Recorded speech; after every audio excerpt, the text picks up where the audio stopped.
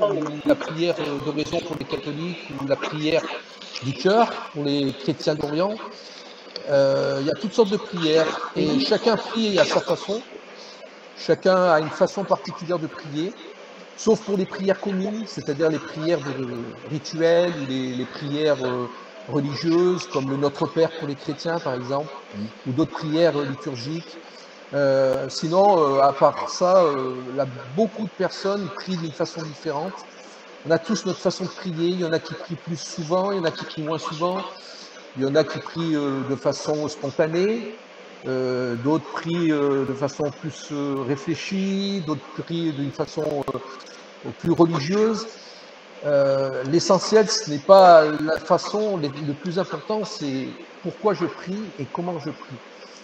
Alors, moi, je demande à chacun de s'exprimer, chacun à son tour, que chaque personne puisse donner son avis sur la prière, comment elle prie, pourquoi elle prie, est-ce qu'elle prie régulièrement, est-ce qu'elle a du mal à prier, est-ce qu'elle médite aussi en même temps qu'elle prie, est-ce qu'elle a des périodes de prière et de méditation, enfin, toutes des questions que vous vous posez ou des témoignages que vous voulez donner. Donc voilà, bon alors je commence. Qui veut prendre la parole? Qui veut commencer par s'exprimer sur la prière? Alors la personne qui veut commencer, elle lève la main et du coup après elle enlève le micro. Elle enlève le micro et puis après elle parle et les autres l'écoutent sans l'interrompre. Qu'est-ce que tu veux dire? Oui. Est-ce qu'il faut couper notre micro si on prend la parole? Ah non, non, non. Ah non, non. Quand tu parles, Lise, si tu parles, Lise, tu laisses ton micro parce que sinon on ne va pas t'entendre. Tu vois? Du coup, tu laisses si tu veux. Bon, ben, je peux commencer. Oui, Lise, eh ben, avec joie, avec plaisir. Bonsoir, Lise. Vas-y, on t'écoute, Lise. Bonsoir tout le monde. Bonsoir, Lise. Bonsoir. Je dirais que pour moi, la prière, ben, je pense que depuis toujours, j'ai prié. D'éducation, moi, ma religion, c'est catholique, mais sans comprendre le sens, j'allais dans les églises et même avant de parler, j'étais capable de me déposer. Donc, j'étais comme en état de prière. Ça m'a toujours habité. C'est sûr qu'en cours de route, selon mon évolution, mon cheminement spirituel, dans les moments difficiles, je priais en demandant. C'était comme, oui, je demandais de l'accompagnement, de la protection, etc. C'était une longue période de ma vie où la prière, c'était plus on peut m'aider. Mais maintenant, c'est beaucoup au niveau de la gratitude et du remerciement.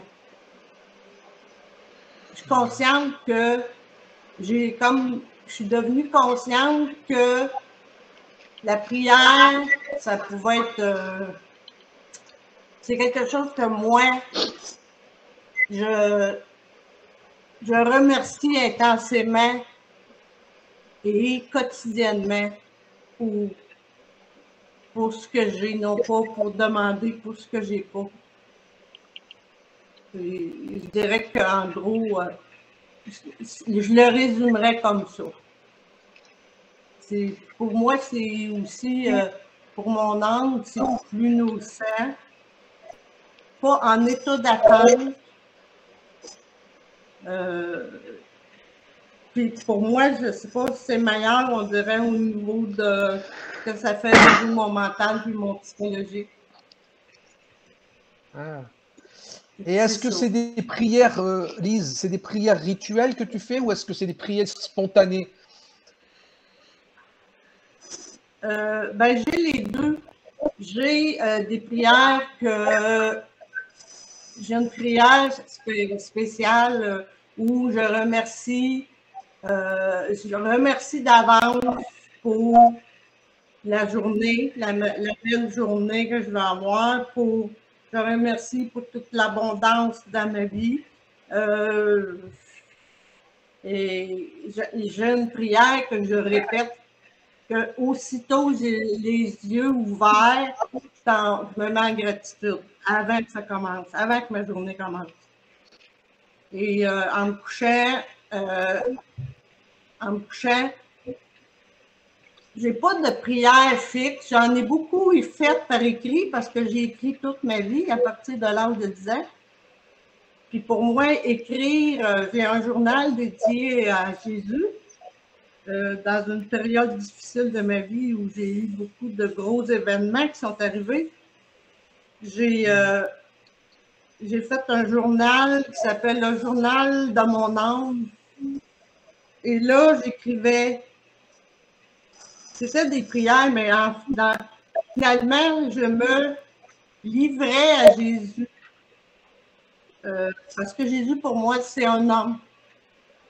Ça a été un homme, c'est un Dieu fait homme, donc il pouvait tout comprendre de moi. Donc, j'ai eu beaucoup de prières écrites, pas des prières blablabla, tu sais, répétées, là. Mais pour moi, c'était me livrer entièrement à lui et dans une confiance absolue. Puis, ces prières-là, pour moi, c'est ce qui m'a ouvert le chemin parce que j'ai vécu et j'ai vécu des expériences de vie, ou on peut appeler des épreuves, des drames, qui sont vraiment pas communs à tout le monde. J'en ai vécu beaucoup. Ça m'a propulsé à développer ce côté spirituel de ma personne au maximum. Ah, merci beaucoup, Lise. Je suis merci contente pour de partager avec tes personnes. Ouais, nous aussi, on est content de partager ça avec toi. J'allais juste dire merci à tout le monde d'être là. Merci, Lise. Toi aussi, merci pour ton témoignage. Une autre personne veut s'exprimer? Vas-y, Nazik, je t'en prie. Bonjour tout le monde. Bonjour. C'est toujours un plaisir de vous rencontrer, de vous voir. Mon témoignage, il ressemble un peu à celui de Lise, parce que moi aussi, depuis 2015, j'ai des livres, des cahiers, je ne fais que d'écrire des prières. C'est comme si je rassemblais des prières qui touchent mon cœur. Mais après, j'ai appris qu'une prière, c'est pas de mots, c'est un sentiment. On ressent la chose. C'est pas, parfois, on ne peut pas poser des mots sur notre ressenti. Et donc, la meilleure des prières, c'est dire merci, merci, merci à l'infini pour tout ce que l'univers m'a donné. Et c'est vrai, moi aussi, quand il a parlé de Jésus, Jésus pour moi, c'est un frère. Je l'aime beaucoup, malgré que je suis musulmane, je ne sais pas comment j'ai aimé Jésus. Je l'aime beaucoup. Et je sélectionne ces prières, les prières des trois maris. Mais c'est un sentiment, vraiment, il y a dans le cœur. On ressent les choses dans le cœur et on ne peut pas dire des mots sur ça. Parce que l'émerveillement, c'est une prière. La contemplation, c'est une prière. La joie, c'est une prière. Il faut qu'on soit toujours en prière. Pour moi. Merci. Oui, merci Zazik. Merci beaucoup. Merci à vous. Une autre personne veut s'exprimer?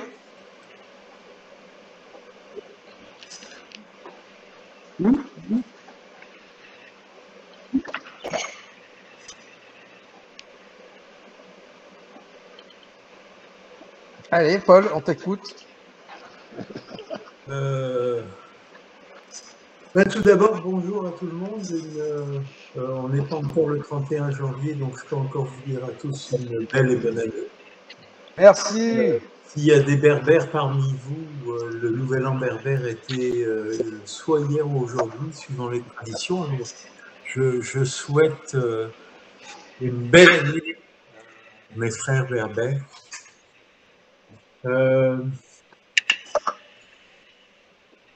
Je vais aussi à l'avance m'excuser, je vais probablement devoir quitter avant la fin parce que j'ai, avec le décalage horaire, moi je suis en activité cet après-midi au Canada et j'ai un appel conférence aussi que je dois attraper tout à l'heure.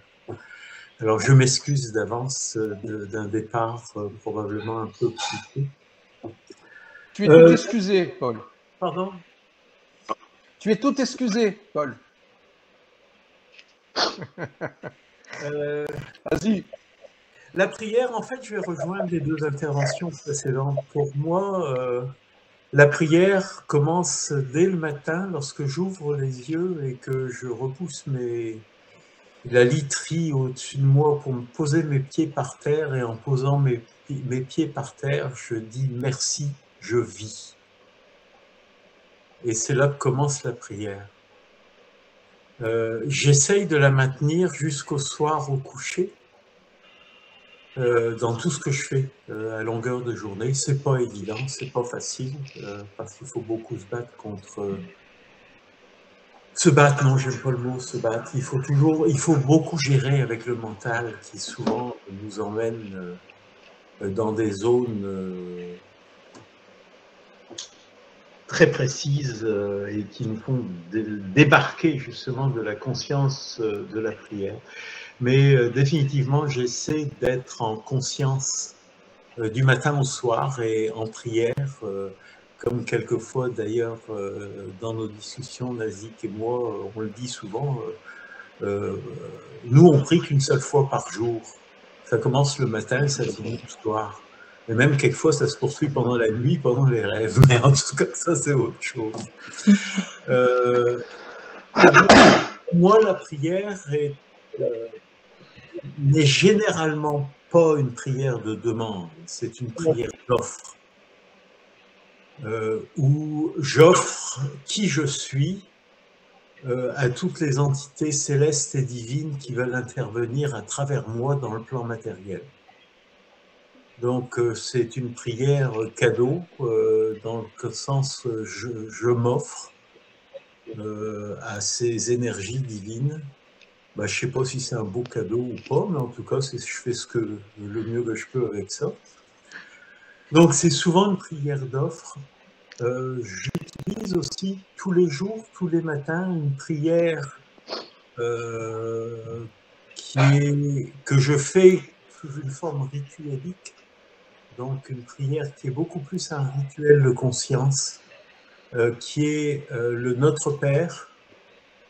Le Notre Père que j'appelle général, et ensuite un Notre Père personnalisé par rapport à mon moi, à mon soi intérieur. Donc j'ai personnalisé les différentes acclamations du Notre Père par rapport à ce que je vis.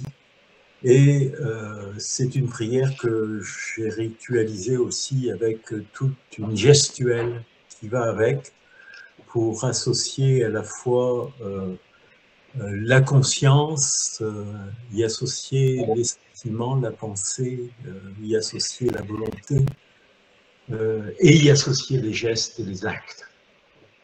Donc celle-là, je la fais tous les matins. Généralement parlant, quand en conscience, je fais une prière plus spécifiquement dans ma journée. C'est ce que j'appelle, vous excuserez le canadianisme, j'appelle ça une prière jazette. Jazette. Une jazette, disons chez nous ici au Canada, c'est juste une discussion. On jase avec quelqu'un, on fait une petite et moi, c'est souvent la forme du vieux français jaser, en fait. Ça ferait ça n'a rien à voir avec le jazz, mais qui pourrait l'être aussi d'ailleurs. Oui, oui. Ouais, pas mal, pas mal. Et donc, une prière du jazette, ben, c'est que je fais une discussion spontanée avec ce qui me vient dans le cœur. Je fais une discussion spontanée avec un ange en particulier, avec Jésus. Je parle souvent à Babaji aussi, qui est un de mes guides spirituels. Je parle avec des êtres décédés, mais c'est vraiment une discussion, un échange de discussion, d'échange. C'est la forme que j'aime beaucoup dans la prière. Je suis beaucoup moins prière récitative. Ça me cadre pas tellement avec qui je suis. Mais la prière, et dans la prière en général, c'est beaucoup plus, comme le disaient les intervenantes précédentes, beaucoup plus une prière d'offre qu'une prière de demande. C'est très rare que je demande quelque chose par la prière. Très souvent, c'est ça, je vais m'offrir pour vivre une expérience qui va m'être utile. C'est une prière de confiance. Je sais que les êtres divins sont tellement mieux placés que moi pour savoir ce dont j'ai besoin. Alors, essentiellement, ma prière, c'est de dire, ben, faites-moi vivre ce dont j'ai besoin pour que mon chemin spirituel soit le meilleur possible. Et donc, ensuite, je leur envoie ça, et puis, ben, faites donc ce que vous voulez avec le vieux bonhomme. Et c'est un peu dans ce sens-là que je prie. La plupart du temps, il y a toujours évidemment des exceptions en fonction des énergies du jour, des événements du jour. Mais en gros, pour moi, la prière, c'est un peu tout ça. Eh bien, très beau programme. Bravo. Et je te rejoins, Paul, parce que tu sais, quand tu dis tout à l'heure, tu disais que quand tu pries, tu fais confiance. Ta prière principale, c'est de faire confiance, c'est de dire faites ce que vous voulez de moi. Et ça me rappelle la prière du Padre Dolindo Ruotolo. Je ne sais pas si vous connaissez le Padre Dolindo Ruotolo. C'est un père, c'est un peu comme le Padre Pio, Oui. qui avait aussi qui lui aussi avait des dons de guérison. Il faisait des miracles. Et lui, il donnait une prière. Il faisait partager une prière, et sa prière qu'il apprenait aux gens, c'était sa prière avec laquelle il priait le plus souvent, c'était Jésus, je m'abandonne à toi, c'est à toi d'y penser. Oui, C'est tout. à fait. Juste ça, juste une phrase. Pardon, oui. Et c'est vraiment une prière de confiance, une prière de lâcher prise. Parce que, en fait, à partir de ce moment-là, ben, tout est dit. C'est à toi d'y penser. Je t'accompagne, je te fais confiance. Je m'abandonne à toi, c'est à toi d'y penser. Et c'est ce que ça me faisait penser à ça tout à l'heure, Paul, quand tu me disais que ta prière, c'était celle-ci aussi. C'était avec d'autres mots, d'autres termes. Mais pour ceux qui s'intéressent, je pourrais envoyer par Messenger cette prière du Padre Ruotolo, parce qu'elle est très longue, enfin très longue, elle est juste courte, elle est d'une phrase, hein, mais par contre, elle explique, enfin lui, il explique bien ce que sa prière, il rentre bien dans les détails pour expliquer cette petite phrase courte, ce que ça peut apporter aux personnes. Il dit bien que ça ne sert à rien de faire des longues prières qui durent des heures et des heures, alors que si ton prie avec une prière courte mais efficace, c'est-à-dire une prière sincère, une prière pleine de foi, de confiance, les choses se passent. Et s'il disait ça, c'est que lui, il a vu des résultats dans sa vie, et d'autres personnes qui ont suivi son conseil ont vu aussi des résultats dans leur vie. Voilà. Et si je vais peut-être ajouter un point en ligne avec ce que tu viens de dire, Joseph. Je sais que pendant de nombreuses années, aussi dû à l'éducation, au conformisme que j'ai reçu au sein de la religion catholique, souvent on a des moments qu'on dit « Ah, c'est le moment de la prière du matin, de la prière du soir, on va prier de telle façon, etc. » Donc on a classé la prière dans des classeurs. Et je me suis efforcé pendant longtemps, et c'est devenu maintenant une deuxième nature chez moi, Comme quoi, premièrement, la matière n'est pas séparée de l'esprit, elle est juste son prolongement et sa manifestation. Et donc, tout est sacré. Il y a absolument tout est sacré. Et donc, tout mérite une prière. Et donc, je me suis exercé pendant un certain temps, très consciemment, à prier pour toute chose. À prier pour faire pipi. Quand je fais pipi, je prie et je remercie. Parce que je remercie pour la merveilleuse usine chimique qui a été créée dans mon corps et qui permet de créer un liquide qui peut nourrir la nature vivante. Par exemple, et j'aime donner cet exemple-là parce qu'il est aux antipodes d'un moment où on prierait. Mais en fait, chaque moment est propice à prier parce que rien n'est pas sacré dans le monde de la nature. Et c'est aussi un des aspects de la prière qui me touche. Tout est sacré. Oui. Voilà. Merci beaucoup, Paul. Très beau, merci. Qui a levé la main? Zef. Alors, Zef vient d'arriver. Joseph Vernagallo. Bonjour. Encore un Joseph. Encore un Joseph. Je sais que tu n'en as pas pour longtemps. Tu ne peux pas rester longtemps, malheureusement. Donc, comme tu ne peux pas rester, je vais peut-être te donner la parole. C'est une très bonne idée, Joseph. Merci. De rien, Joseph. Ouais, j'ai une petite demi-heure devant moi. Donc, moi, ça me fait plaisir de tous vous retrouver. Je vous souhaite une bonne année à tous, surtout pleine de santé, parce que une santé de fer, hein, parce que voilà, il faut une santé de fer pour tous, sinon on peut rien faire, n'est-ce pas? Donc, la prière, bon jeu de mots, bon jeu de mots. Voilà. La prière, pour moi, c'est un thème important, c'est un thème qui me plaît beaucoup. Je prie souvent. Maintenant, on peut beaucoup débattre là-dessus, parce que est-ce qu'on peut demander à Dieu ou à notre Seigneur de nous accorder un miracle? Voilà. Là, on peut développer autour de ça. Moi, je prie régulièrement et 97-18% de mes prières, elles sont exaucées. Voilà. Donc, je suis content, j'ai la foi, donc Dieu merci.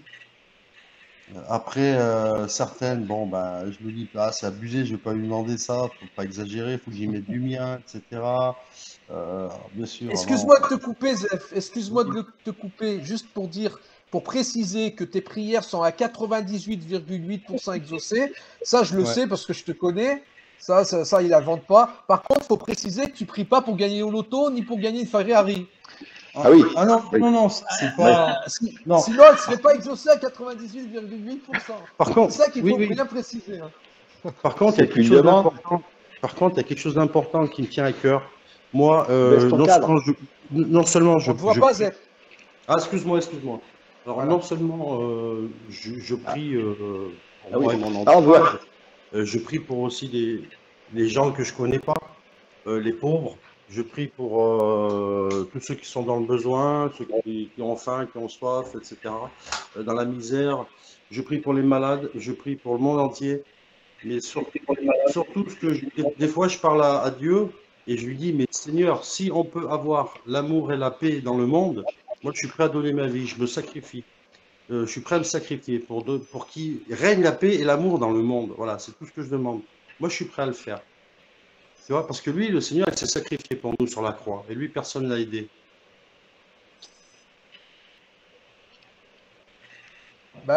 Merci pour ce témoignage, Zef. Ce témoignage sincère, comme tu l'es tout le temps. C'est l'heure du cœur. Ça fait 2000 ans qu'on attend la paix et l'amour sur cette planète. Il faut qu'elle vienne, qu'elle arrive, quoi.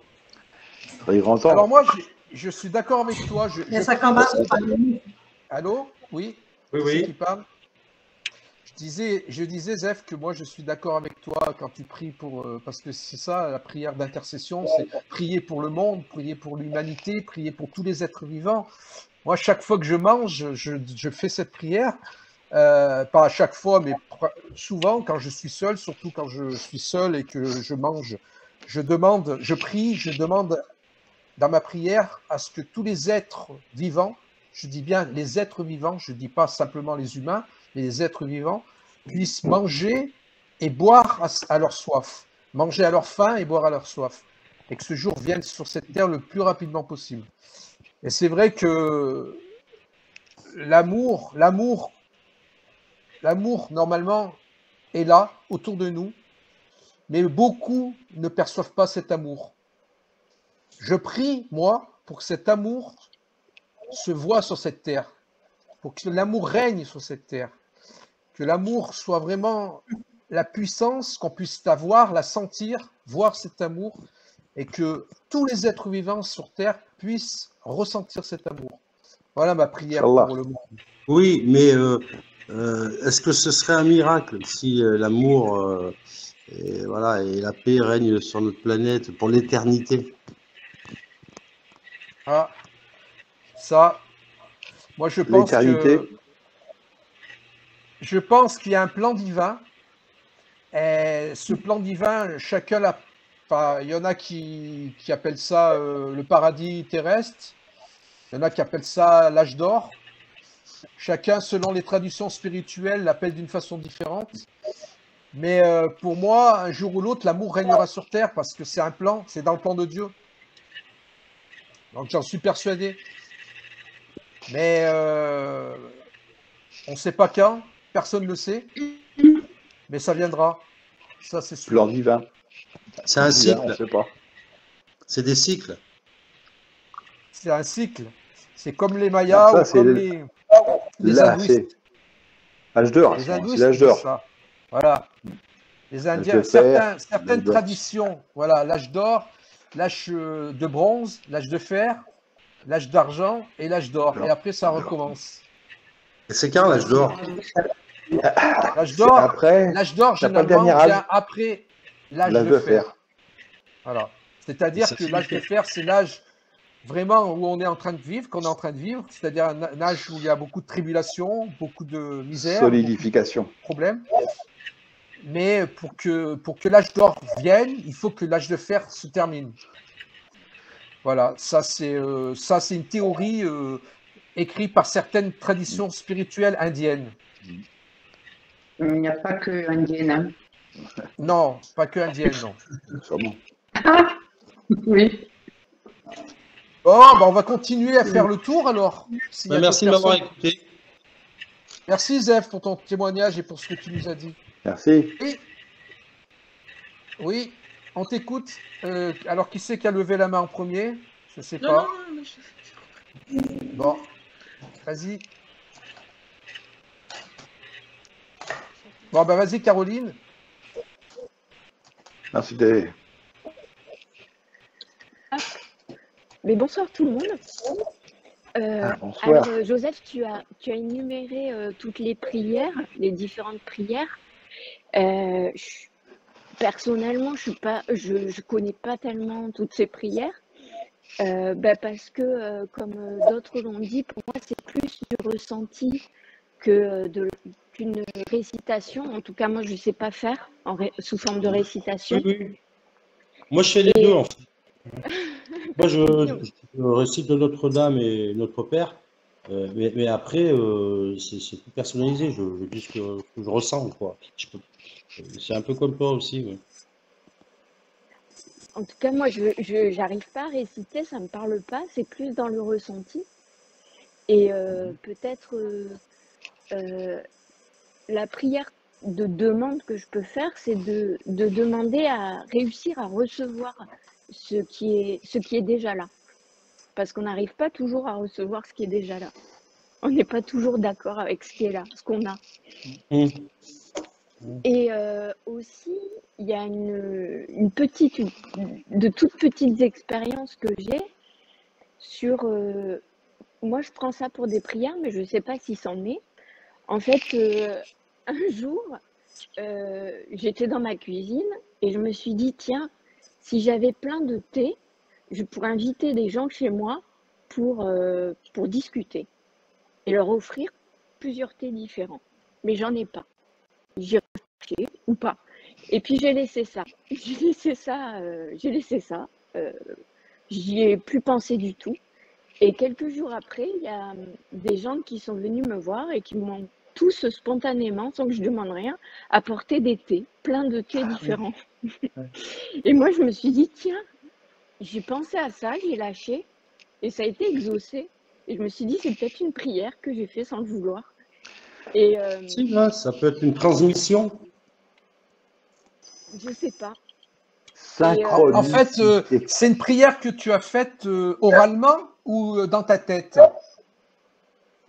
Alors, c'est pas oralement, c'est pas dans ma tête, c'est plus un ressenti.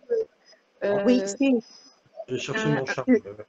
Un ressenti, une envie que les gens viennent et qu'on parle et qu'on échange et que ça fasse du bien à tout le monde. Un ressenti. Je veux dire seulement que c'est la magie du ressenti. Oui, c'est ça, oui. C'est un merveilleux cas où une prière athée est devenue très religieuse. Très joli jeu de mots. Et puis, il y a autre chose qui se passe depuis 1 an, et je me demande si c'est de la prière ou pas, mais moi, je me dis que c'est de la prière, c'est que depuis 1 an à peu près, j'ai plusieurs moments, ça doit vous arriver aussi, je pense, où je ressens de la gratitude et à en pleurer. Et j'ai envie de dire merci à tout, sans savoir pourquoi. Et plus je dis merci, et plus je dis pardon, et plus c'est exponentiel le ressenti. Et ça peut me le faire dehors, devant tout le monde. Et je pleure, mais c'est pas de la tristesse, c'est de la gratitude. Et pour moi, c'est une forme de prière. Après, je peux me tromper, mais pour moi, c'est une forme de prière. Voilà. Tout à fait. L'essentiel, c'est que tu y trouves tes réponses. Comment? Je disais, si tu y trouves tes réponses, c'est tant mieux. Ouais. Dans Après, une forme de prière. Voilà. Après, je sais pas faire. Ça me parle pas la récitation ou quand c'est trop dans le mental, je sais pas faire. C'est pas grave. De toute façon, Dieu, lui, il te comprend. Donc, quel que soit ce que tu transmets, enfin, si tu es croyante, voilà. De toute façon, moi, je suis persuadé, il y a plusieurs personnes qui ont dit depuis tout à l'heure des choses avec lesquelles je suis d'accord, c'est que la prière, pour moi, c'est une pensée. Déjà, elle commence par une pensée. Et après, elle se traduit en parole pour certaines personnes. Et pour d'autres, non, elle continue à être une pensée. C'est-à-dire qu'on peut très bien prier dans sa tête, sans parole, sans ouvrir la bouche, et avec des ressentis, comme tu disais, Nazik, comme tu disais aussi, Caroline, par des ressentis, c'est une prière, parce que tout se passe à l'intérieur de nous-mêmes. Et l'univers n'a pas besoin qu'on lui parle avec des mots pour comprendre ce qu'on a envie ou pour exaucer nos prières.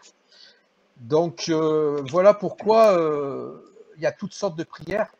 Il y a des personnes, c'est vrai que c'est plus facile de prier à haute voix parce que lorsqu'on prie à haute voix, on canalise nos pensées et du coup on arrive à moins se faire perturber par le mental et à rester droit à savoir ce qu'on a envie de dire. Alors qu'avec des paroles, c'est beaucoup plus facile, alors que la pensée, si on prie par la pensée, c'est beaucoup plus difficile parce qu'il faut rester fidèle à ce qu'on est en train de demander ou de comprendre, en fait. Donc, c'est vrai que c'est plus facile de prier à haute voix pour la majorité des gens, mais c'est juste une question de pratique. Sinon, le reste, c'est pareil. L'apôtre Paul disait, dans le Nouveau Testament, il disait « priez sans cesse ». Prier sans cesse. Au début, quand j'ai lu ça pour la première fois, j'ai dit « mais qu'est-ce que ça veut dire prier sans cesse ?» C'est pas possible. On peut pas prier sans cesse. Il y a des moments où on travaille, il y a des moments où on est avec notre famille, il y a des moments où on se repose, il y a des moments où on fait du sport, il y a des moments où on fait des courses, il y a des moments où on travaille, il y a des moments où on fait une vaisselle. On peut pas prier sans cesse. Et puis, en fait, j'ai compris qu'en fait, ce que ça voulait dire, c'est prier dans la pensée.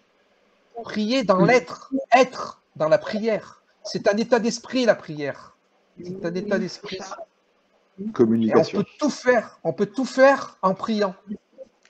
On n'est pas obligé de s'arrêter, de se mettre à genoux, de prier à haute voix ou de se mettre dans des positions.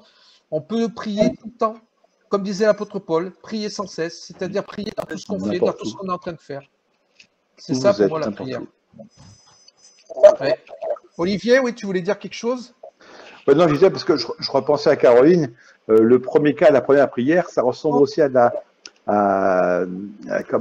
la synchronicité. Le fait de penser à quelque chose puis que ça arrive, on peut le mettre sur le compte de la synchronicité des choses que tu envisages, hop, et ça apparaît. Ça peut être la synchronicité.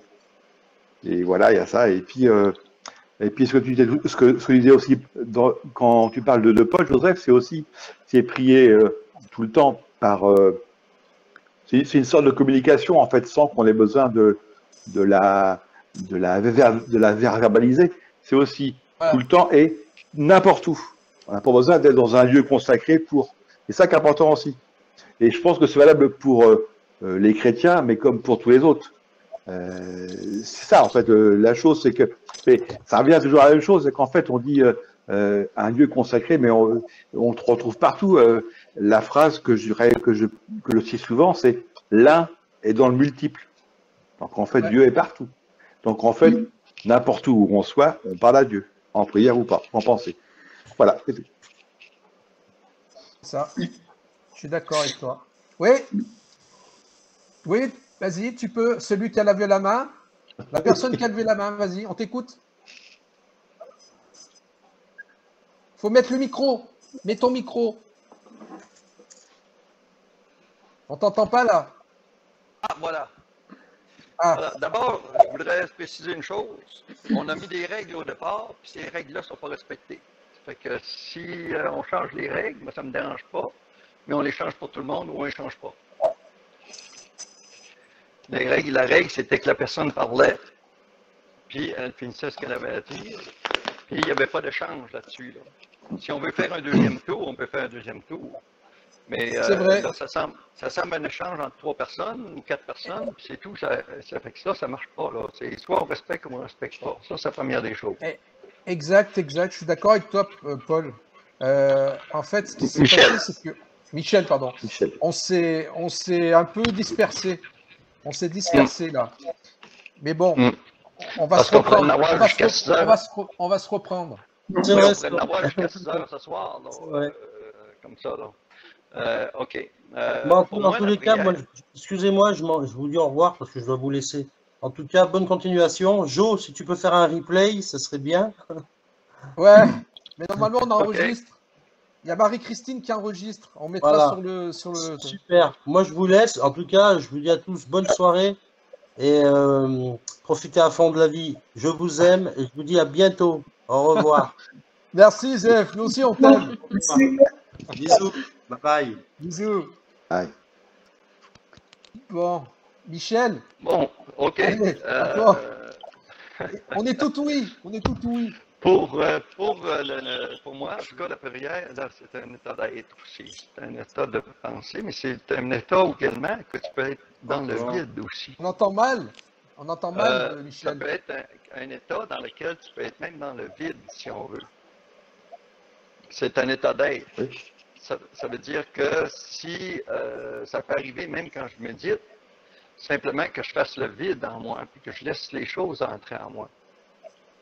Puis c'est une forme de prière aussi. La méditation aussi, des fois, je peux méditer puis penser, mettons, que je mets mes pieds font des racines puis s'enfoncent dans le sol, jusque dans le magma terrestre, dans lequel je m'unis à différentes personnes qui sont justement, qui font la même chose que moi, puis que mes racines vont s'attacher avec eux autres, puis que j'essaie de...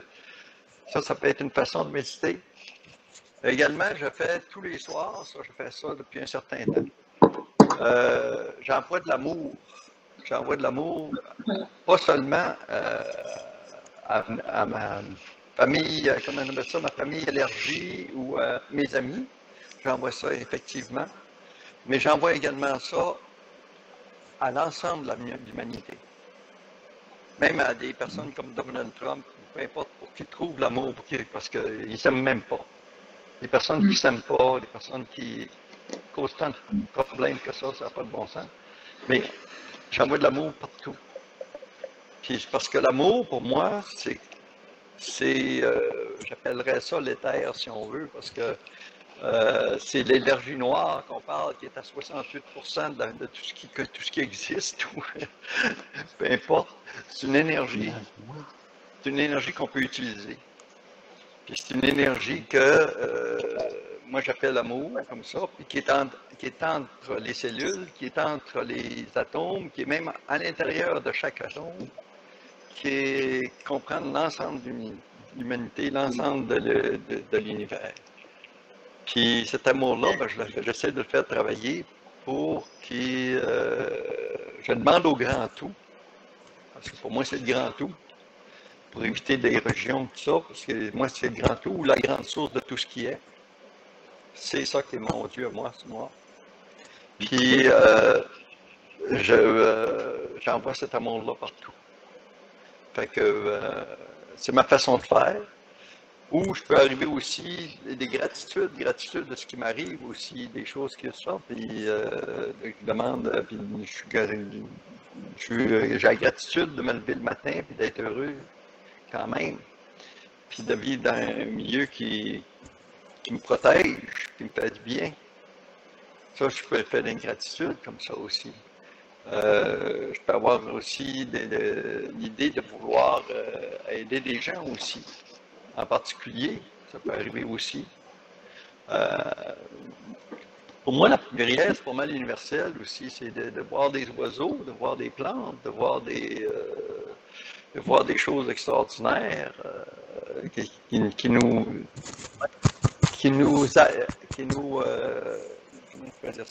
ouvrent le cœur, qui nous mettent de la joie dans le cœur. Ça, pour moi, c'est comme des prières aussi. Une prière, c'est pas seulement des mots, c'est pas seulement des. C'est pas fabriqué. Comme Jésus l'a dit, tu vas prier dans ta tête. Ferme ta porte, tu pries dans ton cœur. Prie. Tu n'as pas à prier dans une église, tu n'as pas à prier nulle part, tu n'as pas à prier. Seulement être là. Être là pour, tout simplement, être là. Être. Fait que, pour moi, c'est ça la prière, en fait. Ça fait que ça peut être tout, en fait, tout ce qui nous fait du bien, tout ce qui fait du bien aux autres, tout ce qu'on peut apporter. Ça fait que c'est ça ma prière. Fait que je vous remercie tout le monde de m'avoir écouté. Puis, c'est beau. C'est un plaisir. Je vous laisse avec ça. Merci beaucoup, Michel. Merci beaucoup. Alors, Sébastien, est-ce que tu peux, en 2 mots, te présenter, parce que toi, je sais que tu es bouddhiste, c'est ça? Et je sais que dans le bouddhisme, donc, il y a plusieurs, on va dire plusieurs chemins dans le bouddhisme. Il y a le bouddhisme zen, il y a le bouddhisme tibétain, etc. Le grand véhicule, le petit véhicule, enfin bon, tu sais mieux que moi. Hein. Et dans le bouddhisme, donc, il y a des prières aussi rituelles chez les bouddhistes tibétains. Et il y a aussi beaucoup de méditation. Donc, je voulais que tu nous expliques vite fait, en quelques mots, ce que toi, comment tu vis ça, la prière? Est-ce que toi, en étant bouddhiste, tu pries souvent, régulièrement? Comment tu pries? Est-ce que tu... J'ai après ensuite étudié toutes les religions et traditions spirituelles d'Orient, dont le bouddhisme et l'hindouisme. Et j'ai appris ensuite à méditer. Donc j'ai médité avec des bouddhistes, j'ai médité avec des hindouistes. Et ça m'a fait comprendre la prière autrement, en fait. Je suis revenu à la prière, mais avec une prière plus intériorisée, plus à l'intérieur de moi, en fait. C'est moins avec les paroles, parce que pour moi, il y a des choses qui se ressemblent dans la prière et dans la méditation. Maintenant, je suis plus, quand je prie, j'aime bien prier avec la prière du cœur. C'est-à-dire, les chrétiens d'Orient prie beaucoup avec le cœur et en silence, dans le silence en fait. Et moi j'aime beaucoup cette prière, c'est-à-dire que je me retrouve face à Dieu, dans le silence, sans parole, je ressens sa présence, et là je prie par des pensées, uniquement par des pensées, Et ça me fait beaucoup de bien.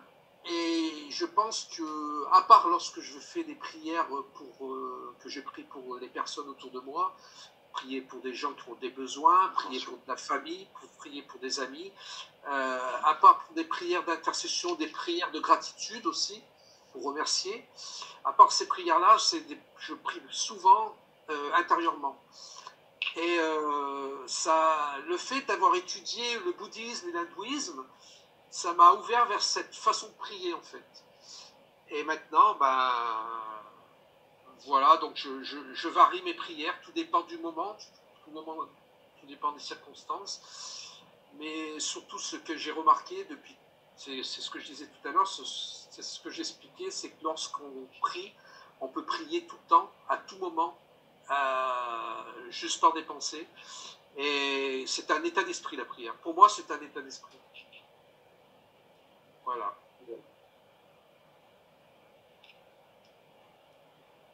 Olivier, tu voulais dire quelque chose?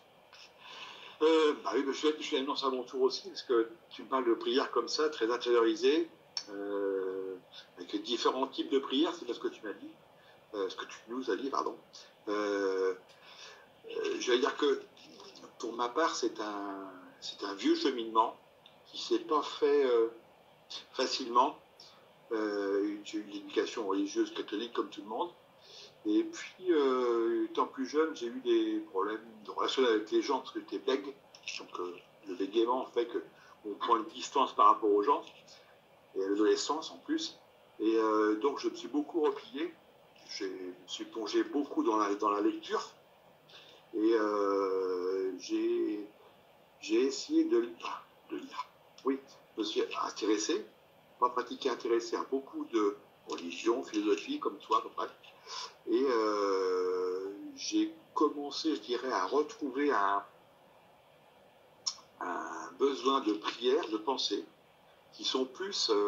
c'est un vieux cheminement aussi, c'est-à-dire que c'est pas comme d'autres au lever, quoi que ce soit, c'est beaucoup plus dans mon positionnement par rapport à Dieu ou toute autre entité, parce que là aussi, Dieu, c'est un mot qu'on met sur quelque chose. Quand j'utilise souvent ce mot de l'un, c'est A-U-N. L'un, ça englobe tout. Donc, ça peut être l'univers, ça peut être tout ce qu'on veut. Et j'ai retrouvé cette voie de communication, canal de communication qu'est la prière, parce que la méditation aussi. Et la prière, il n'y a pas si longtemps que ça, il y a 15-20 ans, quoi, je dirais. Ils ont 58. Mais avant, tout était dans plus dans les pensées. Voilà. Les pensées étaient toujours faites en relation avec l'un, le grand tout, comme c'est Michel qu'on a parlé, je crois bien. Ça, c'était intéressant. C'était cette conception d'être soi-même par rapport au grand tout. Donc, en fait, c'est les mauvaises pensées, être juste, voilà, être juste. C'est ce mot-là qui est intéressant, juste, par rapport à quoi on ne sait pas, mais juste. Et donc, en fait, la prière, je l'ai beaucoup plus développée, matérialisée, si on veut, dans le sens où j'ai, comme certains, une prière de remerciement. Alors, la prière standard normale, du Notre Père. Et après, il y a une espèce de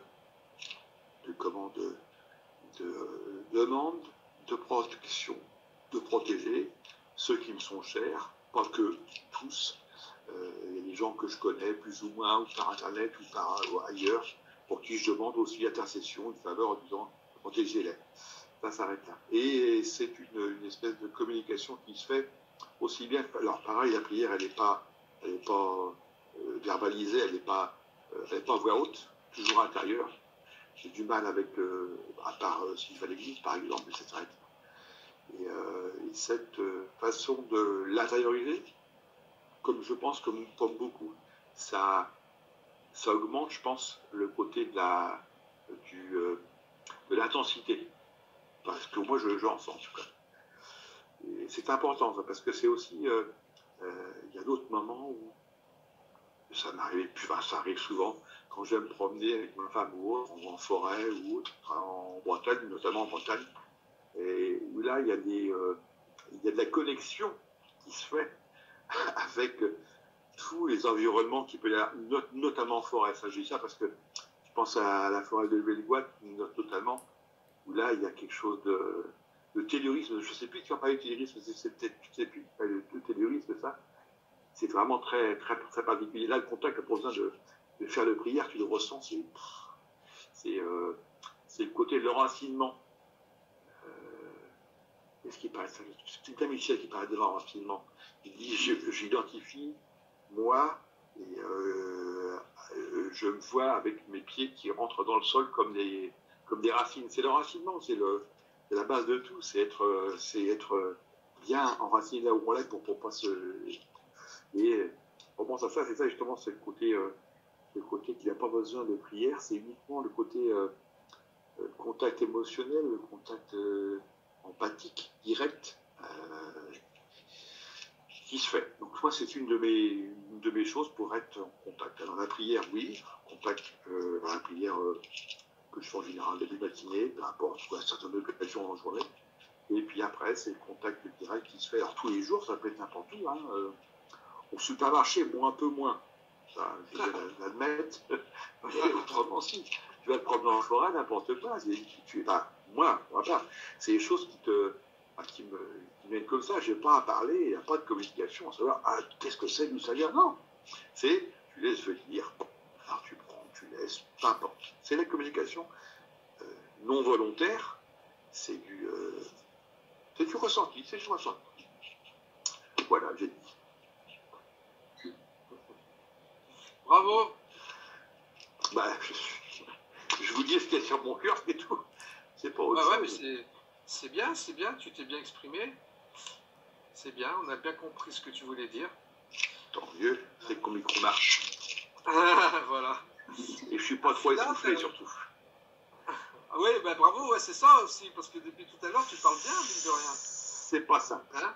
C'est pas simple. C'est pas simple. Quand tu parles, moi je parle trop longtemps, voilà. Ouais, bah, je te remercie en tout cas, malgré. J'étais bien content d'être parmi vous en tout cas. Ouais, bah, nous aussi. Afida, tu voulais dire quelque chose, toi aussi, sur la prière alors? On t'entend pas, Afida. Mets ton micro.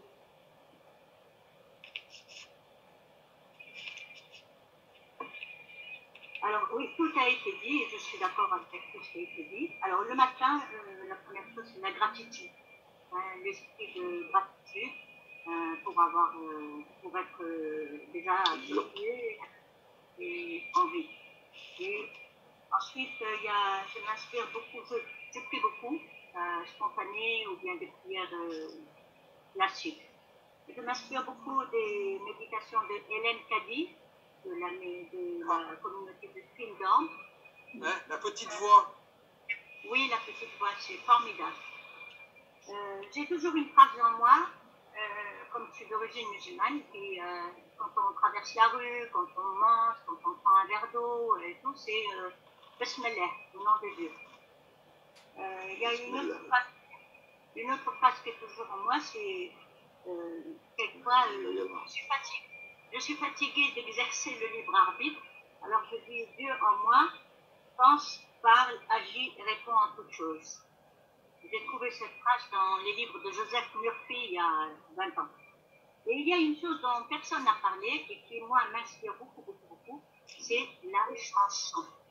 La chanson, la prière dans la chanson. En 2008, j'allais à la communauté de la rue du Bac, là. Il y avait une chorale et je me suis inscrite et je chantais presque une fois par semaine. C'était des chansons extraordinaires. Et quand on était à l'école, parce que j'ai fait l'école religieuse catholique, on avait aussi de la chorale. Donc je suis imprégnée des chansons catholiques et ça me fait beaucoup de bien. Voilà, je crois que j'ai rien d'autre à dire. Eh ben, merci beaucoup, Afida, c'était super ce que tu as dit. Philippe, tu as quelque chose à rajouter? Oui, je sais pas répondre à Alors, attendez, excusez-moi, je vais demander à couper vos micros parce que il y a des petits bruits derrière le son quand on parle. Coupez vos micros, ceux qui ne parlent pas. Voilà, c'est mieux là. Vas-y Philippe, on t'entend. Ok. D'abord, je vous souhaite une bonne année à tous. Voilà, je suis contente d'être avec vous ce soir. Je trouve que c'est super intéressant d'entendre les uns et les autres qui ont tous des avis différents, quoi, des histoires différentes, des ressentis différents. Et c'est toujours enrichissant et bon à écouter et à apprendre. Et il y a plusieurs choses moi, qui m'ont interpellée. Et pour commencer, j'ai envie de rebondir sur le témoignage de Caroline, quand elle a parlé de son histoire avec le thé, que j'ai trouvé, qui m'a touchée, que j'ai trouvé assez très jolie. Et ce que je voudrais dire à Caroline, c'est que moi, ce que je ressens, ce que je pense, c'est que si tu as été exaucé, c'est qu'il n'y a pas besoin de crier, de clamer haut et fort sur la place publique. Tu l'as ressenti en toi, avec tes tripes, c'était dans ton corps. Et comme moi, je crois que je suis pas le seul ici à penser ça, on est tous reliés les uns aux autres. Donc, comme on est un, forcément, les gens le reçoivent, même inconsciemment, quoi. Donc, la pensée, elle est envoyée dans l'univers, et puis elle retombe là où elle doit retomber, quoi. Là où elle doit être reçue. Et comme par hasard, il y a des gens qui se ramènent chez toi, ou qui t'appellent, ou qui te disent tiens, ben voilà, je t'ai apporté ça, je vais t'apporter ça. Voilà, le hasard entre guillemets, quoi. Parce qu'on dit que la force, c'est mieux un peu tout. Ouais. Voilà. Les rendez-vous. Ouais, voilà. Donc, c'est super, quoi. Et en plus, ce que je voulais dire aussi, ce que ça m'inspire, c'est que. Oui, c'est que c'est fait avec c'est comme une prière donc, que tu as faite, que tu as dite. Et c'est exprimé avec le cœur, hein, encore une fois. Et c'est aussi dans le but de rassembler les personnes. Donc voilà, de réunir donc, dans un sens d'unité. Donc quelque part, à mon avis, ça ne pouvait que aboutir, quoi. Voilà, moi je le vois comme ça. Donc moi je trouve ça génial ton histoire, en fait. Ça me touche, quoi. C'est comme... Comment? C'est comme ce qu'on fait ce soir, en fait. C'est comme un égrégore. Enfin, pas moi, j'appelle un égrégore, c'est ça. C'est la communion. C'est une communion. En fait, ce qu'on est, c'est une communion de personnes avec à peu près la même façon de voir les choses. Et ce qu'on fait à nous, je ne sais pas comment, les 5, 10 ou 12, peu importe, même si on est loin, les communions de pensée, cette union de pensée, une union de prière aussi, ça forme un égrégore. C'est une espèce de chose qui nous relie sur ce moment-là. Et c'est une chose qui est très particulière. Une chose qui est très porteuse, très valorisante dans le sens spirituel de la chose. Hein. Tu parlais du cœur tout à l'heure, l'élan du cœur que Corinne a dit, c'est exactement ça. On ne demande rien, on est. C'est le moment là, le moment présent. Là, tout est dit, tout est fait avec le cœur, avec l'intention, la pensée. Et donc, en fait, on fait un petit peu ce que Caroline avait fait. C'est qu'en fait, on n'a rien demandé, on était là, et ça a apporté quelque chose. Et c'est pareil, il n'y a pas de hasard. À mon avis. Vous savez ce que c'est, le hasard? Le hasard, c'est Dieu qui voyage incognito. C'est ça, oui, c'est joli. C'est joli. Comment? J'ai dit tout à l'heure, le hasard, c'est moi j'écris, c'est Dieu incognito. Et pas par rajouter Dieu incognito, oui. Ah ouais, d'accord, c'est pareil. Mais c'est ça, parce que bon, le hasard, pour les gens croyants, le hasard, ça veut rien dire, en fait. On sait très bien que c'est pas de hasard, c'est comme les synchronicités. Les synchronicités, elles arrivent parce que... Tout à l'heure, Olivier, tu parlais de synchronicité. Oui, c'est souvent des réponses à des prières. Pour Caroline, voilà, encore, pas toujours des prières, pas toujours évoquées ni verbalisées. Des fois, c'est comme Caroline, c'est non subconsciente. Voilà. Et c'est vrai que moi, personnellement, j'ai beaucoup de témoignages autour de moi. J'ai beaucoup d'exemples de prières exaucées, mais non seulement des prières verbalisées, mais aussi des prières dans lesquelles j'ai uniquement pensé. C'était pas des prières pensées, en fait. Des choses que j'ai demandées en mon fort intérieur et qui sont arrivés à des moments précis. Et c'est là que tu vois qu'il y a quelque chose qui se passe, quoi. Quand tu es vraiment dans une prière intense avec toi-même, avec l'univers, des choses se passent parce que même si tu t'en rends pas compte, même si on s'en rend pas compte, on parle tout le temps intérieurement, on parle avec l'univers, on parle avec des guides, on appelle ça des guides, on a qui appellent ça des anges, tout dépend des traditions, et les croyances aussi, hein, mais bon, les mots, pour moi, les mots, c'est pas le plus important. C'est comme Dieu, il y en a qui l'appellent Dieu, il y en a qui l'appellent l'univers, il y en a qui l'appellent le grand esprit, ou l'énergie universelle, le grand tout, la source divine, l'énergie universelle, enfin bref, il y a des... Mais le mot Dieu, en fait, ça englobe beaucoup de choses, mais le problème, ça peut avoir une connotation religieuse, et c'est pour ça que beaucoup de gens n'emploient pas le mot Dieu, parce qu'ils ont l'impression que c'est, en fait, dès qu'on parle de Dieu, on parle de religion. Alors que pour moi, quand j'emploie le mot Dieu, je ne pense pas à la religion. Je pense au grand tout, je pense à l'univers, je pense à cette source divine qui est là, qui nous unit, avec laquelle on peut rentrer en contact par la pensée. Et pour moi, c'est ça la prière, c'est de rentrer en contact avec Dieu tout le temps. Et quand je dis Dieu, c'est pas que Dieu, c'est aussi des êtres invisibles, des anges gardiens, des guides spirituels, des personnes qui peuvent nous aider dans notre vie spirituelle, dans notre vie matérielle aussi, et des personnes invisibles comme des personnes visibles. Et c'est un tout, comme tu disais Olivier, c'est un tout. Les êtres spirituels, les êtres humains sur Terre, c'est un tout en fait.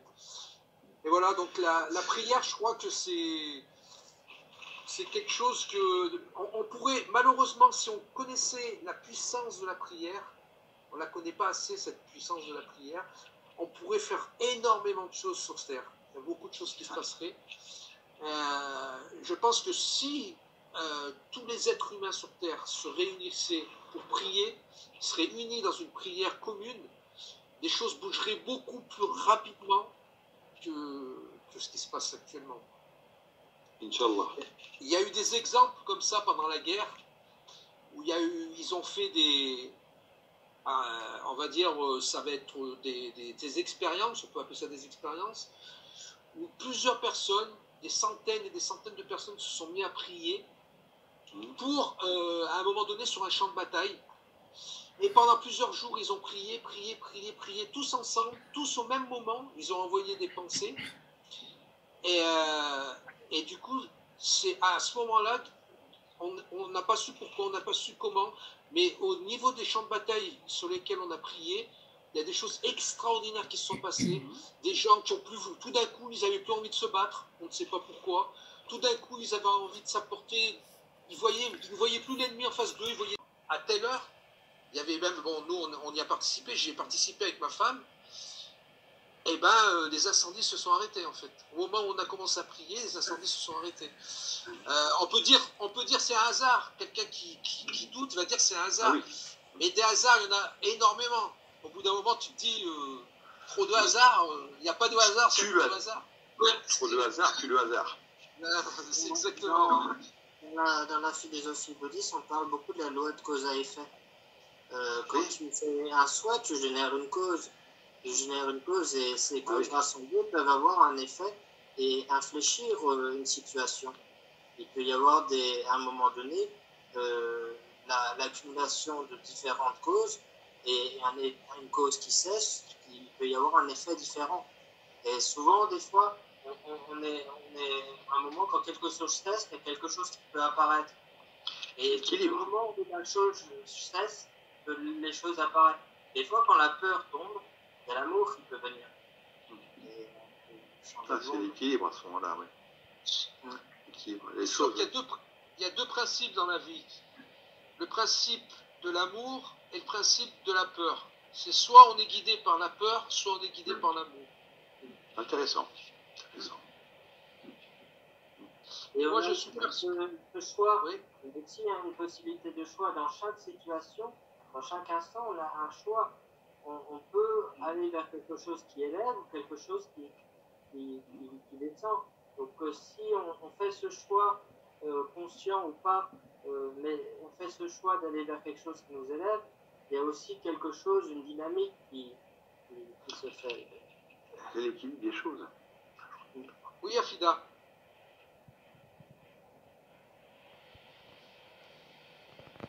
On ne t'entend pas, Afida. Le micro. Le micro. Le micro. Je m'étais beaucoup intéressée il y a 20 ans ou 30 ans déjà au travail de Maggie Lebrun. Elle était vers chez moi. Elle a fait des choses extraordinaires sur la prière et beaucoup de choses. Et je pense qu'il y a toujours eu des mouvements de prière et des groupes de prière. Et là, actuellement, moi, actuellement, ce que je fais, c'est qu'il y en a un que je suis, je ne peux pas suivre tous les groupes, mais il y a un groupe le mercredi avec Sylvain Dibelot autour de l'archange à 20h, avec surtout l'archange Raphaël. Et l'autre groupe, c'est à 21h21. C'est le groupe d'Ibiza. Et c'est avec celui qui en parle beaucoup, c'est le physicien quantique Philippe Bobola, à 21h21. Et dans ces deux groupes, j'ai remarqué, dans ces deux groupes dont je vous parle, c'est qu'on insiste beaucoup sur le fait qu'il faut d'abord prier pour les autres. Il ne faut pas d'abord s'avancer soi-même, il faut d'abord prier pour les autres. Et après, dans un deuxième temps, prier pour soi ou pour les gens qui nous sont proches. Mais il faut d'abord prier pour l'humanité entière, en quelque sorte. Voilà. À prier pour les autres, prier pour soi, c'est prier pour les autres aussi. Il faut voir comme ça aussi, quoi. Moi, je pense que personnellement, l'un n'est pas incompatible avec l'autre. On peut très bien prier pour soi, mais aussi prier pour les autres. Parce que quand on est bien avec soi-même, c'est parce qu'on est bien avec soi-même et qu'on est bien dans sa peau qu'on peut aider les autres aussi. Donc ça, pour moi, c'est complémentaire, quoi. Ce qui nous fait du bien aux autres par ricochet. Exact. C'est ça. Prier pour nous, c'est prier pour les autres. Ouais, parce qu'on n'est qu'un, en fait. On est, comme voilà, tu disais, on est dans l'un. C'est ce que tu disais tout à l'heure. Si bien si tu n'es pas lui, ça va sentir autour de toi et tes proches vont en bénéficier. Il n'y a que du bénéfice. C'est ça. C'est ça. Bon, bah c'était très bien cette. Est-ce qu'il y a des personnes qui veulent ajouter quelque chose sur la prière? Je crois qu'on a fait le tour là quand même. On a bien parlé là sur la prière. Philippe, Philippe. Oui, c'est un petit quelque chose. Pour sortir sur ce que vient d'être dit, hier, quand je suis sortie, j'ai rencontré des personnes que je connaissais ou que je ne connaissais pas. Et à chaque fois, j'ai eu une attention pour deux personnes. Une que je connaissais, à qui j'ai fait un petit cadeau, et une autre personne à qui j'ai demandé un service dans un magasin. Et c'était assez long, et moi j'étais pressée. Et cette personne a vraiment été adorable. Elle a tout fait pour me faciliter la vie. Et je l'ai remerciée. Et je lui ai dit, j'ai éprouvé le besoin, le désir de lui dire avant de partir, vous êtes une personne formidable. Et ça l'a touchée. Et elle m'a répondu, ah merci, ça fait plaisir. Et l'autre personne à qui j'ai fait un petit cadeau, on a dit, c'était dans un grand magasin, une personne qui fait partie du personnel, et j'ai offert un petit pot de fleurs, un petit champignon dans un petit pot, et qui était très joli, quoi. Et c'est pareil, ça lui a fait très plaisir. Elle m'a répondu, ah c'est gentil, ça me met de baume au cœur. Et à chaque fois, j'ai senti que ça touchait la personne. Moi, je le fais parce que ça me fait plaisir. Et le soir, en rentrant chez moi, à un moment donné, j'étais dans ma salle de bain. Et puis, de temps en temps, quand je suis face à moi-même, j'ai pris pour habitude de me dire « Je t'aime, Philippe ». Et cette fois, hier soir, pour la première fois, j'ai été émue en me disant ça. Et pour la première fois, j'ai eu des larmes. Et parce qu'en fait, j'ai repensé à ce que j'avais vécu dans la journée, et c'est comme si ça me revenait, en fait. Et que du coup, je me voyais à travers les personnes qui me remerciaient. Et à ce moment-là, comme si je sentais leur retour. Et ça m'a surpris. Et là, je me suis dit, ça m'a fait plaisir, parce que j'ai compris que ma vision de moi-même était en train de changer, quoi, et d'aller vers le plus. Donc, quelque part, c'est un peu une consécration des efforts, entre guillemets, quoi, en tout cas de ma progression de mon chemin. Ouais. Donc voilà, ça m'a fait super plaisir, quoi. Super. Principal. Voilà, c'est le principal. Ouais. Ouais. Moi, il y avait une image de moi que je n'aimais pas beaucoup au départ. Bon, il y a encore des moments où c'est pas toujours évident, mais voilà, c'était un jalon, quelque chose d'encourageant, c'était chouette. Voilà, en fait. Et il y a aussi une autre chose que je voulais dire, que c'est un feedback qu'on a parlé, c'est que moi aussi je suis partie d'une chorale. Et moi j'adore chanter. Et pour moi, j'ai l'impression que quand je chante, pareil, bah, c'est un peu comme si je suis prière, quoi. Et aussi, j'adore danser. Et il m'arrive très souvent de mettre la radio et moi, ma période à moi, ma période favorite, et nostalgique, c'était le disco. Voilà, c'était oh, je comprends. À Lausanne, on avait connu. Oui, voilà, c'est ça. Et moi, je me suis Notre jeunesse. Comment? Notre jeunesse. Oui, oui, oui.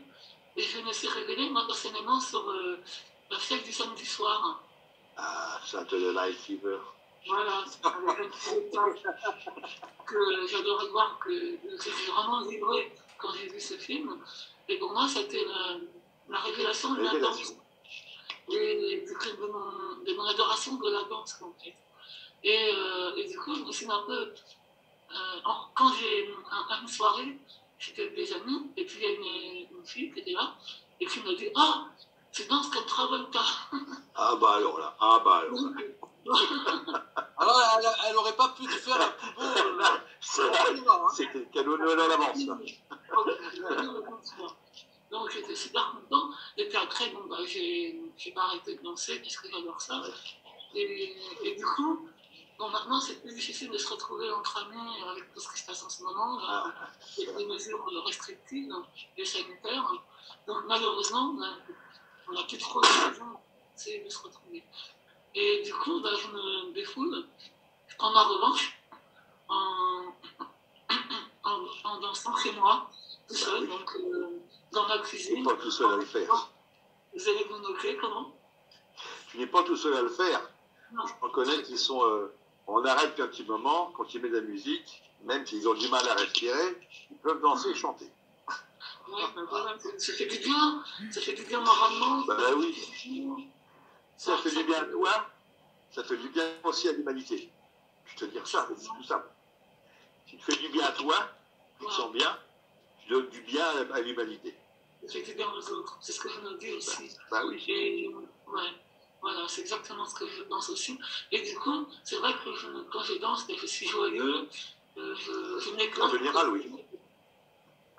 Et voilà, donc, et du coup, alors je disais que ouais, c'est ça, je me laisse aller, je joue un peu ma propre star en fait. Et puis j'ai mis Radio Nostalgie. Oui, c'est bien Nostalgie. C'est bien, hein? Ah oui, on ça trouve un peu trop souvent les mêmes. Ça me fait penser à ce que vous dites, Afida et toi, Philippe. Ça me fait penser dans l'Ancien Testament, le roi David, qui disait que lui, il chantait et il dansait devant l'Éternel. Et il n'avait pas honte, c'était un roi. Mais par contre, même en étant roi, il s'en fichait de ce qu'on pensait de lui, de ce que les gens allaient dire sur sa personne. Et bien lui, il dansait et il prie. Pour lui, c'était une prière en fait. Danser, chanter, c'était une prière. prière. Et c'est vrai que Célébration. le chant, tu peux chanter en prière, tu peux danser en prière. Les soufis, tu connais les soufistes, Ah ouais. je pense que vous connaissez les soufistes qui dansent en priant. Donc ça peut être tout ce qui est prière, tout ce qui est danse, art en fait, peut aussi ressembler à une prière, peut être une prière en fait. Moi, ça m'est arrivé ça, excuse-moi Caroline, ça m'est arrivé ce que tu dis Joseph, en parlant du soufisme, j'étais à un séminaire de développement personnel et à un moment donné, c'est très bizarre comment ça s'est passé, j'ai pris la parole et j'ai fait mon autocritique. Et j'ai dit, voilà, je reconnais que je suis très orgueilleuse, égocentrique, voilà, une liste un peu de défauts que j'avais identifiés sur le moment. Et à ce moment-là, j'étais entrée, suite à ça, je suis entrée en contact avec l'énergie du médium qui nous animait.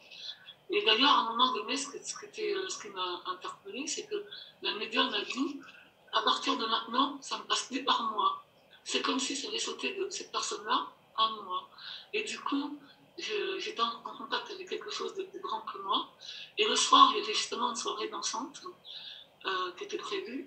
Et le soir, je ne sais pas pourquoi, j'ai eu une envie de, comme les souris, de me mettre à tourner. Et j'ai tourné pendant, je ne sais pas combien de temps, peut-être 20 minutes, une demi-heure. Et je ne m'arrêtais pas et je ne perdais pas l'équilibre. Et j'étais complètement, j'étais portée. Et ça se faisait tout seul. Et du coup, la nuit, je suis partie en dormant. J'ai senti que je partais très très très loin. Ça n'arrivait qu'une seule fois.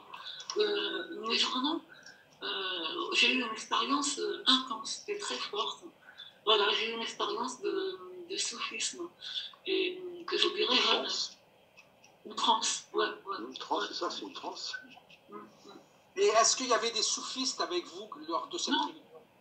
Non. Et à ce moment-là, non. C'était vraiment un truc que j'ai vécu tout seul. Mais en revanche, je ne me sentais pas tout seul parce que je me sentais complètement dans un état de paix et d'amour, en fait. Et moi, qui étais quelqu'un de très agité intérieurement, là, j'étais complètement, d'ailleurs, apaisée, quoi. Et du coup, je ressentais ça par rapport, on était une trentaine, et quand je prenais la parole, je sentais dans ma voix qu'il y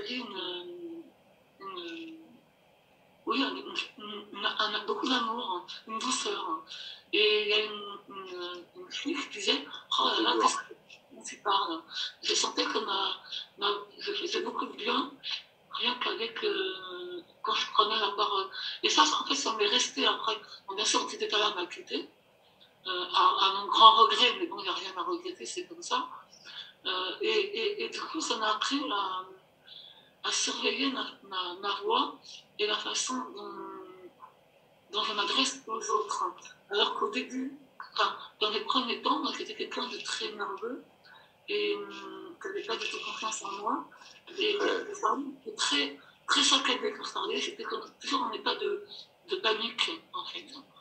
Et aujourd'hui, au contraire, je fais très attention à vraiment à respirer quand je parle, à prendre mon temps, à articuler. Parce que j'avais du mal aussi à articuler, vu que je ne peux pas faire mon œuvre. Voilà. Et aujourd'hui, je sais que j'y arrive très bien. Donc ça, c'est quelque chose que j'ai su, que j'ai maîtrisé. Comme quoi, ça c'est mon expérience à moi, mais j'en conclus que vraiment l'être humain est adaptable et peut vraiment s'adapter à tout et tirer le mieux de son vécu, de chaque histoire, qu'il peut considérer au départ comme quelque chose de très difficile, voire d'insurmontable, parce que moi je regardais comme ça, et finalement avec le recul, tout est possible, quoi. Tout est possible. Quel que soit le parcours, quelles que soient les difficultés qu'on rencontre. Et moi, c'est ce que j'essaie de transmettre et d'envoyer à des personnes que je connais, par exemple. Je connais une personne qui est handicapée, et qui est dans la colère, dans la rancœur, et qui s'en prend à tous ceux qu'elle rencontre. Et je sais que cette personne, elle est capable de dépasser tout ça, quoi. Et quand il n'y a pas longtemps, attrapée, elle m'a sauté dessus, sans que je m'y attende. Alors, au début, j'étais très surpris. Je l'ai pris pour moi. J'en ai un peu voulu. Et puis, d'autant que je digère tout ça, que je comprenne ce qui s'était passé, que je prenne du recul. Aujourd'hui, quand je repense à tout ça, je lui envoie des pensées d'amour. Je comprends que c'est pas par rapport à moi, c'est par rapport à son histoire à elle, qui est dans une grande souffrance de rejet. C'est quelqu'un qui est une petite personne, de petite taille, et qui a ce qu'on appelle la maladie des os de verre. Voilà. Donc elle était en fauteuil, à un moment donné, elle a réussi à marcher, et elle avait vraiment réussi un exploit par rapport à elle. Et puis elle s'est retrouvée à nouveau dans son fauteuil, et aujourd'hui, elle ressasse tout ce qu'elle a vécu de douloureux, et elle se diminue, elle se dévalorise par rapport aux autres, comment je peux très bien comprendre. Et elle en veut vraiment, elle en veut à la terre entière, elle en veut, voilà, elle en veut aux autres. Alors du coup, moi, quand je pense à elle, au lieu de l'en vouloir, je lui envoie plutôt des pensées positives, des pensées d'amour, en lui disant en adressant à elle comme c'est les portages de moi, et en lui souhaitant le meilleur, en lui disant, voilà, tu es capable toi aussi d'arriver à dépasser tout ça. Et je lui ai envoyé une publication que j'avais trouvée sur Facebook. Alors je ne sais pas comment elle m'a pris, mais c'était à elle de voir, et sur laquelle il était écrit, comment dire, au lieu de dire pourquoi ça m'arrive à moi, remplace-le par qu'est-ce que ça m'apprend. Voilà. À l'inverse, le positivisme. Donc voilà, donc quand je pense à elle, c'est aussi une façon de prier pour elle, et de la voir non pas dans une souffrance, dans quelque chose de négatif ou de douloureux, mais au contraire quelque chose de lumineux, et de lui dire, voilà, ça, elle s'appelle Laurence, ça, Laurence, c'est ce que tu es en réalité, et que je te souhaite de conscientiser bientôt, quoi. Voilà. Quand elle pourra. Ouais. Quand elle l'aura décidé. Bravo, hein, bravo Philippe. Pour moi, tu as la bonne attitude. Ah oui, tu sais, je pense qu'il y a deux façons de se comporter face à la souffrance. Et surtout les souffrances qui sont très dures et très compliquées.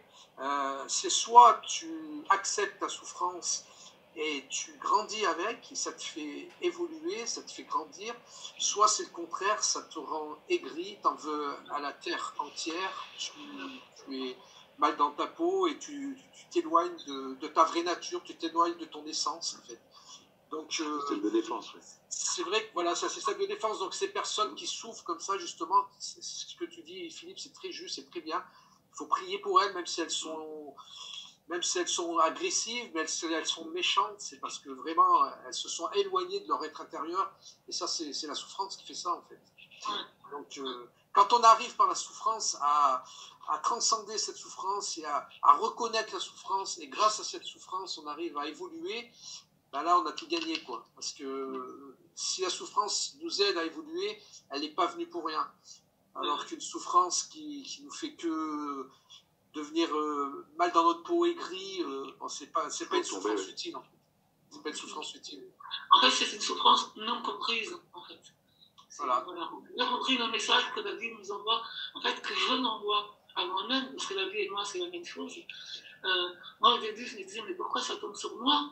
Pourquoi moi? C'est ce que je disais, remplacer, mais pourquoi pas? Ok, maintenant, qu'est-ce que ça m'apporte?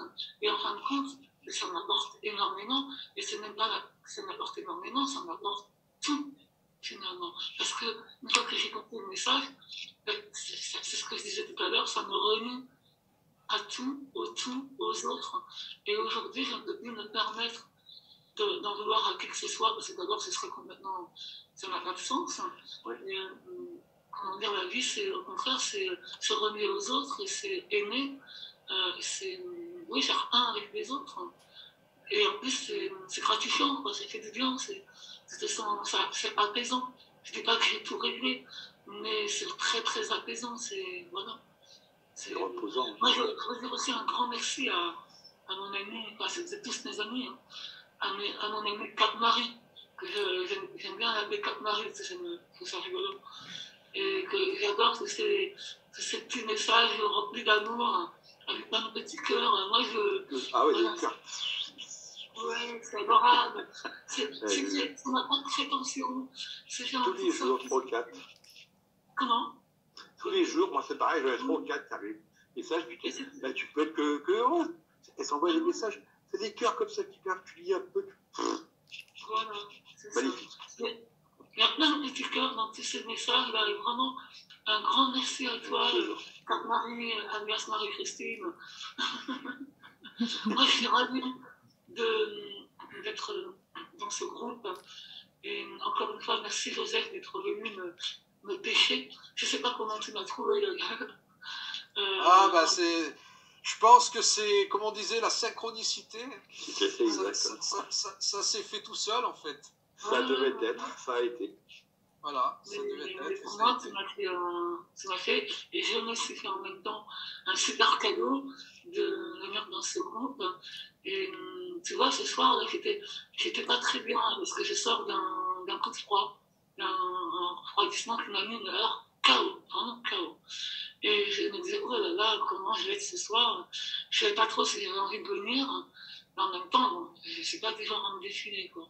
Et les premières minutes, bon, j'ai laissé courir le temps, et plus ça allait, et plus je trouvais que c'était vraiment intéressant. Et du coup, j'ai réussi à me glisser dans l'esprit du salon, quoi. Et puis là, ben, ça va, tout va bien, et je vous remercie tous parce que c'est génial, quoi. Ça me fait vraiment beaucoup de bien, quoi. On te remercie aussi. Voilà, merci Olivier, merci Afina, merci Caroline, merci Cap-Marie, et puis merci Joseph. Parce que voilà, moi ça va, j'adore la vie, quoi, et la vie me le renvoie en plus. Donc, j'ai plein de beaux moments comme ça, et je suis complètement enceinte, je vibre avec tout ça. Oui, en osmose, avec tout ce qu'on voit Cap-Marie, entre autres, parce qu'elle n'est pas la seule.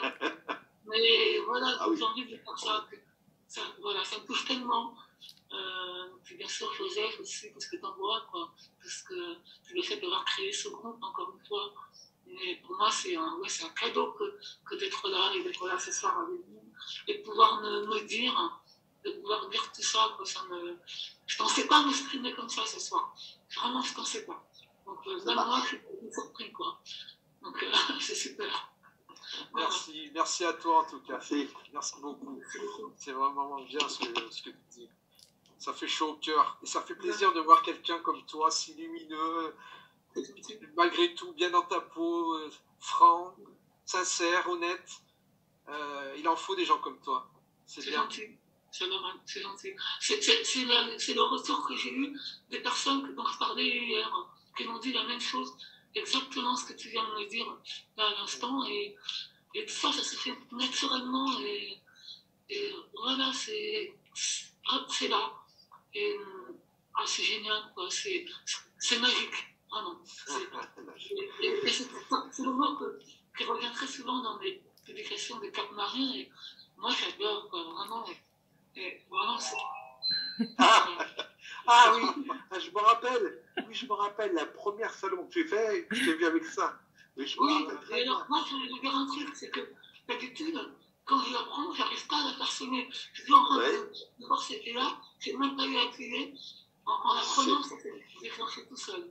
C'est pas le hasard quand même. C'est la confirmation. C'est bien les choses des fois, le hasard c'est bien les choses. Évidemment, si on dit qu'il nous aide, ça marche tout seul.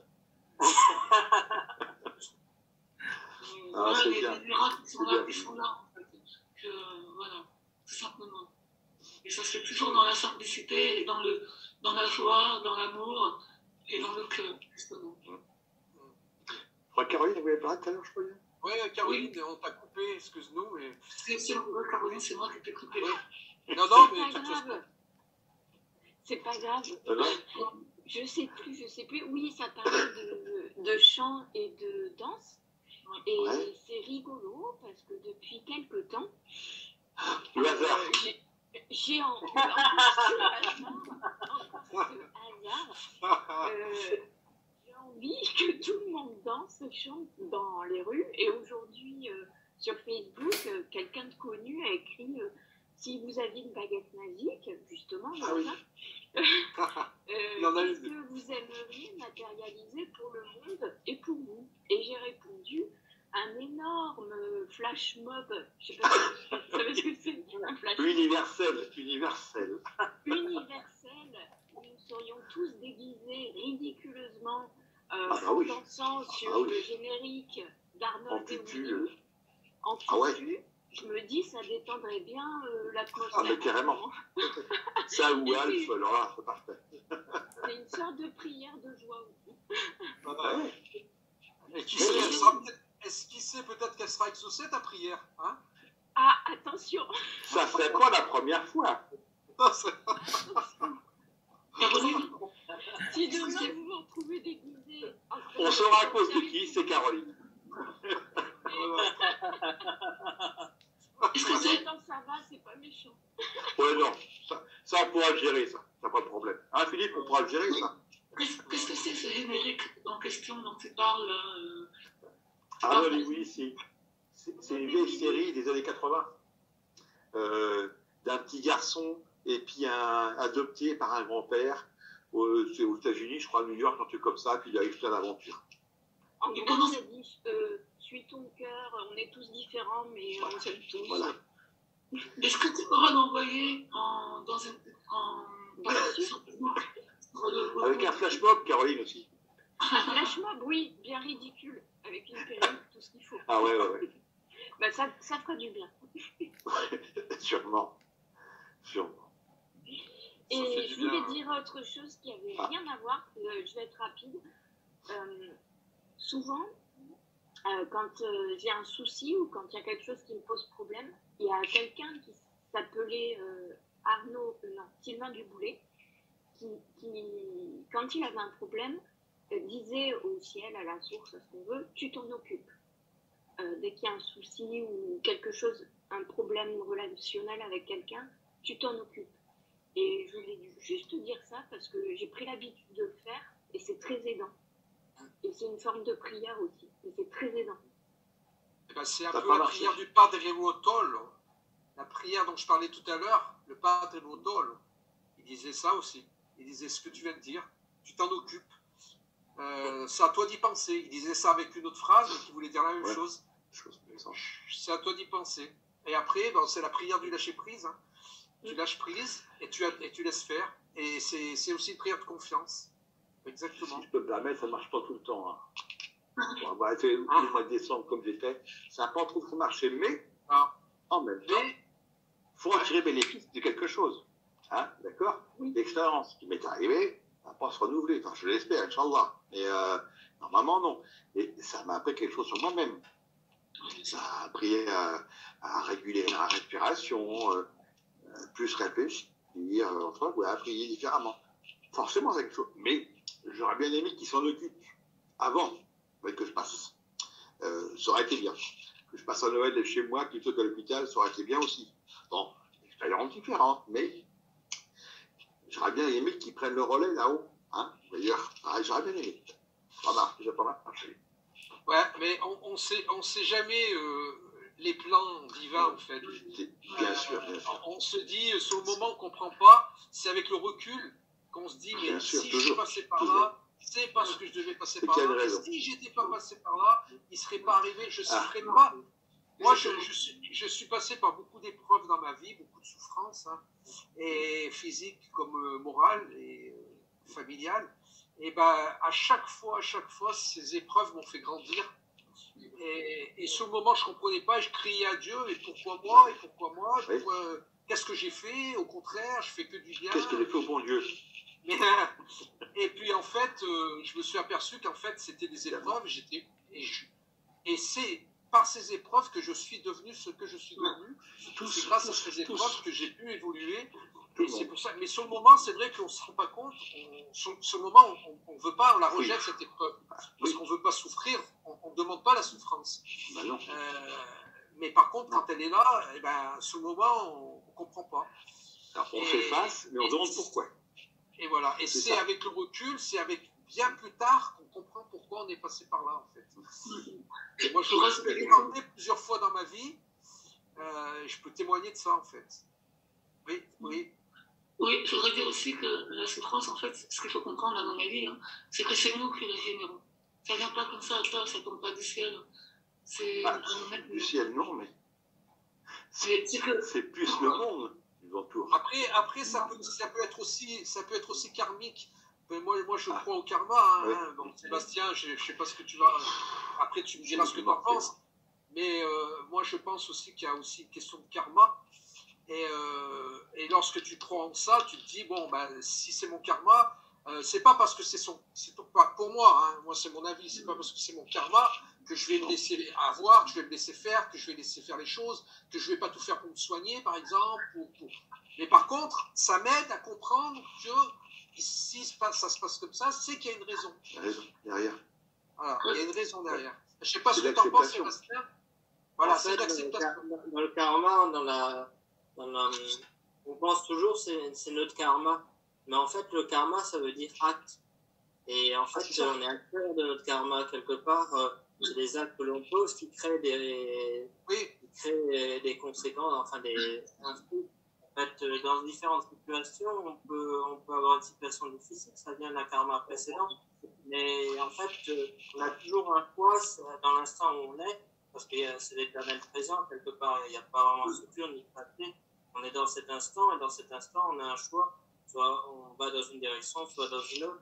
Et donc, ça met en place la responsabilité, la liberté. Donc, on a le choix d'agir d'une manière ou d'une autre, soit d'accepter la situation, soit de la rejeter. Même si des fois on est conditionné, on ne peut pas vraiment le faire. Mais en tout cas, à un moment donné, des fois, il y a des ouvertures. Et à ce moment-là, peut-être prendre le pli de ce qui nous est bénéfique, quoi. De ce qui est bénéfique aux autres. Tout à fait. Pour soi et pour les autres, oui. Ça revient à ce qu'on disait la dernière fois sur le thème de l'acceptation.